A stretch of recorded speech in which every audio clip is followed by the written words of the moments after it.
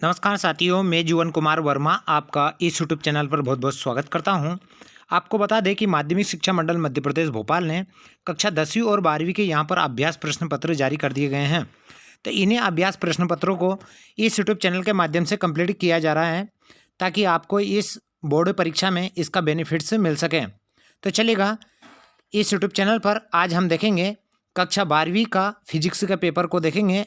2022-23 का है और सेट ए है और ये फिजिक्स का पेपर है। पूर्णांक 70 नंबर का है और समय 3 घंटे का है। तो चलिएगा, इसमें कुछ निर्देश दिए गए हैं कि सभी प्रश्न करना अनिवार्य है और प्रश्न क्रमांक 1 से 4 तक ऑब्जेक्टिव प्रश्न दिए गए हैं इसमें, यानी यहाँ पर 28 नंबर के ऑब्जेक्टिव पूछे जाएंगे। तो चलिएगा, इन्हीं ऑब्जेक्टिव प्रश्नों को इस यूट्यूब चैनल के माध्यम से कंप्लीट किया करेंगे। चलिएगा, पहले प्रश्न की तरफ बढ़ते हैं। पहला प्रश्न जो दिया है, सही विकल्प का चयन कीजिएगा। पहला जो दिया है, समविभव पृष्ठ और विद्युतीय क्षेत्र रेखाओं के बीच कोण होता है, तो ये कितने का होता है? 90 डिग्री का। बी वाला राइट आंसर है। दूसरा है, किसी चालक में विद्युतीय प्रवाह है, तो इसका बी वाला राइट आंसर होगा, यानी मुक्त इलेक्ट्रॉनों का प्रवाह। आपको बता दें कि यदि किसी चालक में विद्युत धारा बहती है तो मुक्त इलेक्ट्रॉन के कारण बहती है। तीसरा है, प्रेरकत्व का मात्रक है, तो हेनरी, ए वाला राइट आंसर है। दूसरा है, चौथा, लेंस की फोकस दूरी किस रंग के लिए न्यूनतम होती है, तो बैंगनी रंग के लिए न्यूनतम होती है, ए वाला राइट आंसर होगा। पांचवा दिया है, यहाँ पर 150 वोल्ट विभवांतर के से त्वरित इलेक्ट्रॉन से संबद्ध तरंग दैर्घ्य होती है, तो इसका अ वाला राइट आंसर है 1.0 एंगस्ट्रॉन। छठा दिया है, हाइड्रोजन वर्णक्रम की बामर श्रेणी विद्युतीय चुंबकीय वर्णक्रम के किस भाग में होती है, तो ये किस में होती है? दृश्य प्रकाश में।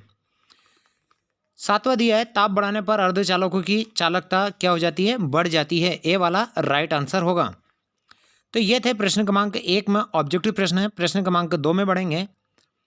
रिक्त स्थानों की पूर्ति कर वाक्य पूर्ण कीजिएगा। पहला है, पारे का प्रतिरोध ताप बढ़ाने पर क्या हो जाता है? बढ़ जाता है। किसी विद्युतीय परिपथ को भंग करने पर उत्पन्न प्रेरित धारा की दिशा मुख्य धारा समान दिशा में होती है। तीसरा है, कांच से बने किसी लेंस को जल में डुबोने पर इसकी फोकस दूरी बढ़ जाती है। चौथा है, प्रकाश का किसी तीक्ष्ण अवरोध या द्वारक के किनारों पर मुड़ना कहलाता है, विवर्तन कहलाता है। पांचवा है, प्रकाश विद्युतीय धारा आपतित प्रकाश की तीव्रता के अनुक्रमानुपाती होती है। छठा है, नाभिक के अंदर न्यूट्रॉन एवं प्रोटॉन बल द्वारा बंधे रहते हैं, नाभिकीय बल के द्वारा।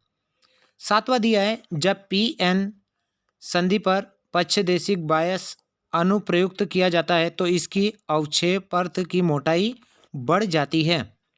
तो ये थे प्रश्न क्रमांक 2 के रिक्त स्थान। चलिएगा, अगले प्रश्न की तरफ बढ़ते हैं। अगला जो प्रश्न दिया है इसमें वो है प्रश्न क्रमांक 3 और प्रश्न क्रमांक जो 3 है इसमें दिया एक शब्द या एक वाक्य में आंसर दीजिएगा। पहला है, दो प्रेरक कुंडलियों के प्रेरकत्व L1 व L2 हैं, इन्हीं श्रेणी क्रम में जोड़ने पर तुल्य प्रेरकत्व कितना होगा, तो आपको बता दें कि L1 प्लस L2 होगा। दूसरा है, किस प्रतिवर्ती परिपथ में विद्युतीय धारा वाटहीन हो सकती है, तो LC परिपथ में। तीसरा है, विद्युतीय चुंबकीय स्पेक्ट्रम का कौन सा भाग ओजोन परत द्वारा अवशोषित हो जाता है, पराबैंगनी। चौथा है, 10 सेंटीमीटर फोकस दूरी वाले अवतल लेंस से बने सरल सूक्ष्मदर्शी की आवर्धन क्षमता कितनी होगी जबकि प्रतिबिंब अनंत पर बने, तो 2.5।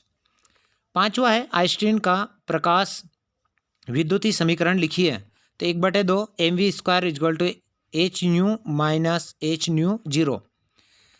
छठा दिया है, लिथियम नाभिक का प्रतीक 3Li7 है, इसके नाभिक में कितने न्यूट्रॉन होंगे, तो 4 होंगे। NaND गेट के लिए बुलियन व्यंजक लिखिए, तो y A'(A') या बार लिखा हुआ है, इसको आप देख लीजिएगा।